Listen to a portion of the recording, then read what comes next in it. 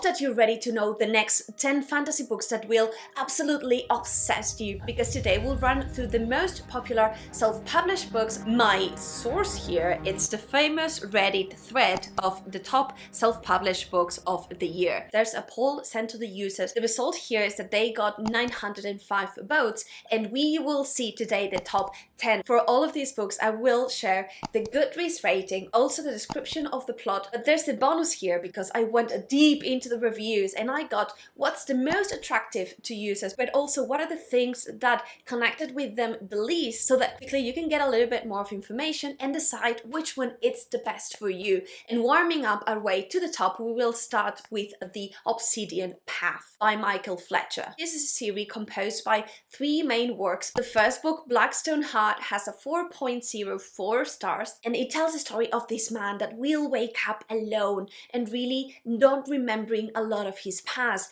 It seems that his heart has been shattered and these little pieces are across the land, and as he will start recovering those pieces, different parts of himself will start making sense together. It seems that there was a woman, that there was a sword, that there was a war, and that he is doing the Obsidian Path. So chan chan chan. It sounds so epic, and it's supposed to be a grimdark version of Brandon Sanderson. The good things based on the reviews is that it's intense, it's dark, and it's incredibly epic. It seems our character is going to be grey and he is going to rage war. So for some people it was a little bit complex to connect with this character. In the top 9 we have The Bound and the Broken by Ryan Cahill. First book in this trilogy of Blood and Fire has a 4.21. And it will follow the story of this land that it's divided by war. It seems that in the south the High Lords are fighting and there's a lot of mistrust, and that they are continuously checked by the Dragon Ward, these traitors that now work for the north. Our focus though will happen mostly in the Southlands, where we will follow 3 different characters that live in the same village, and they are preparing themselves for this trial when a war happens, and they will find themselves participating in this war. And this series has so many good things. It seems that we will have a lot of elements from classic fantasy but with a modern voice. We will see a little bit of a blend between Wheel of Time but also Aragon, some elements also from Lord of the Rings. In the not so bright side, it seems that these tropes are a little bit repetitive or more common from some people, and that those are the things that are keeping people off. And we go now to the top 8, which really has so many good reviews and people it's raving about it. The Tainted Dominion series. First book, Legacy of the Brightwash, has a 4.37 stars, and it follows the story of this man that it's acting as police. He ensures that people complies with the authority, and it seems that in here there are people that had special talents or magic. These people cannot run free and they need to submit themselves to this authority. His spirit will start to unravel though when he sees how his own son is thrown into jail because he has powers but he does not want to submit. And this is not all, because he will also be thrown in this mystery case because a girl disfigured, mutilated and with a weird tattoo will appear on the shores. And it seems that this thriller, this story will become one of total grief, emotions, and for a lot of people it was intense. It seems that this dad, this main man, it's someone that will get under your skin. He is a very complicated yet compelling character. This is going to be a little bit of grimdark as well, and honestly in this case it was really hard to see clear patterns on what other readers did not find as compelling, so I do not have any. Therefore, moving to the top 7, we have the Threadlight trilogy by Thag Argyle. First book, Voice of War, has a 3.94 stars, and in this story we will follow 3 main characters that will eventually come together in this land, where there's a heart magic system where special people are called the Thread Weavers. One of these points of view is for this man that it's soon to become a dad, and he will start to investigate what is happening with the Thread Weavers, because it seems that people it's disappearing, but while doing so he will get the wrong kind of attention, and he also has a secret because in his mind there's a voice that he does not want to follow. follow. Then we will follow other 2 points of view. One is going to be of a young girl that will never imagine that her fate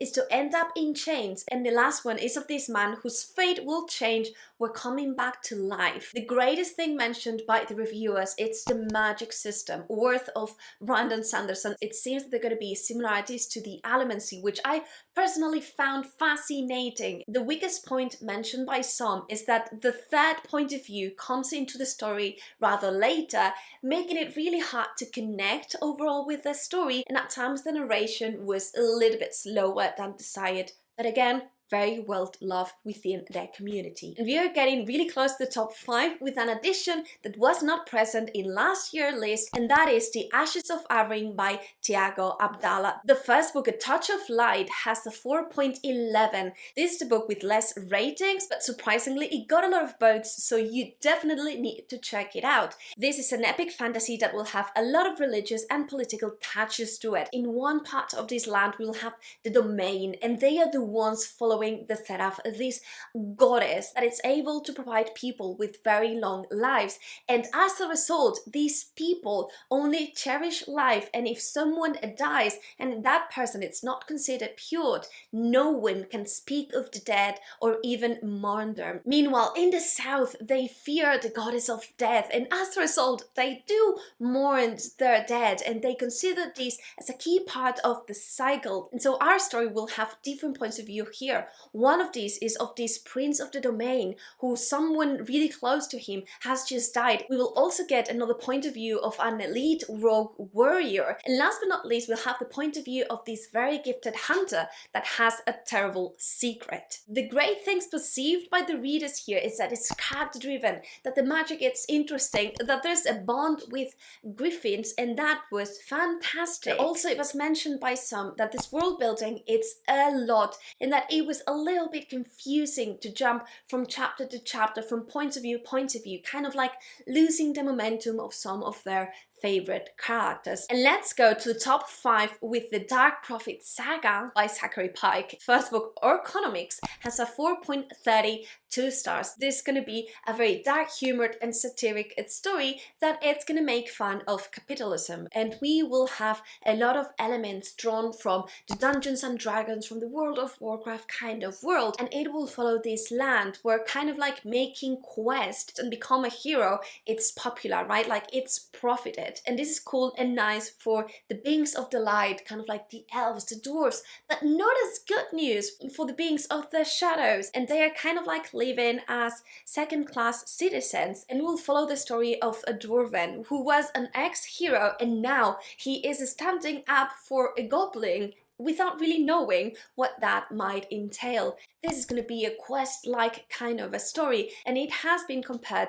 by a lot of readers to Terry Pratchett. And as usual though with this kind of books, the weakest point for some readers was that it was not funny enough or that they did not got it. It really will depend on your taste and your humor. And in the top 4 we will start with a very lengthy series with The Mage Errant. The first book, Into the Labyrinth, has a 4.19 stars, and it has a spell casting magic system. It seems that we will follow this underdog that it's not really good of magic. He is within this school, and you know, he's being bullied because he cannot really perform magic, but surprise, surprise, he will draw the attention of this powerful mage that believes that within our main character there's great potential. We will get to see him being delivered into this labyrinth, this kind of trial to prove his worth. Tropes-wise, there's going to be an underdog, there's going to be a little bit of mentorship. Also, a lot of readers mentioned that having a living library was one of the best elements to it, and that it's also very quick and very fast-paced. It is quick indeed because it has a little bit less than 200 pages, which extremely weird for fantasy. But on the other side of the coin, some readers believed that the characters were not well developed, that the plot was at times predictable, and that it read as a video game. Going into the top 3, we have the Arcane Ascension, which is composed by 4 main works. The first book, Sufficiently Advanced Magic, has a 4.14 stars, and we will follow our main guy who lives in this land where there are different towers, and these towers are reigned by a god. It seems that the people is getting trained to get into these different towers, to follow these labyrinths, to fight the monsters, because if you come alive from it, you will be marked and you will have special powers. And if you reach the top of the tower, the goddess will grant you a boon. And we will follow the story of our guy who has lost his brother to one of these towers, and so he will start preparing himself to do the same path and, you know, eventually gain the boon and try to save his brother. It seems that there's an incredible character development, that it reads again as a video game where you will train, where you will loot, you will get more knowledge about your powers. But on the other side, it seems that the author is a game designer, and it shows in his world building, so that there's going to be a lot, and at times that was overwhelming to some people. We go now to the second position, and it's the only book I've read and also the only standalone that we have here, which is The Sword of Kaigen by M.L. Wang. It has a 4.46 stars. Magic-wise, there's going to be a self-magic system with elemental magic, and this story follows the land of Kaigen. They are the only ones protecting the kingdom from invasion, and we will have this Japanese-inspired story, and we will focus on the Matsudas. And what we will see is how the different members of this family will need to step up in order to stop this potential invasion. Deeply character driven,